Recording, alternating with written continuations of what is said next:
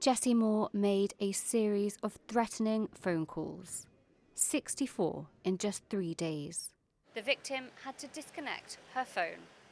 In one recorded conversation, he told her he didn't care if he went to prison and that he'd strangle her when he got out. Moore was charged with several crimes, including harassment and assault. Moore's probation officer reported he had a low risk of reoffending, but the court heard the officer was unaware that Moore had a previous conviction for threatening behaviour. Judge Liam Yates noted there'd been no similar offences since he'd been released on bail over a year ago.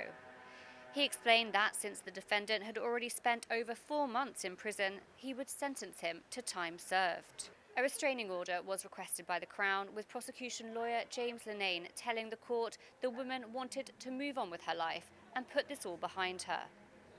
Moore was ordered not to approach or communicate with her in the next 12 months. If he does, he could face up to 5 years in prison.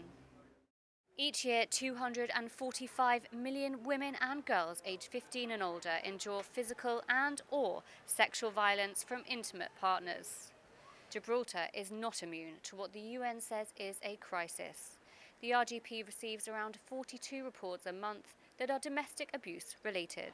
The RGP says it takes domestic abuse extremely seriously and has its own specialised department for this.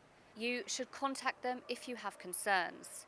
We need to look out for each other, family, friends and colleagues, especially if you notice any changes in behaviour.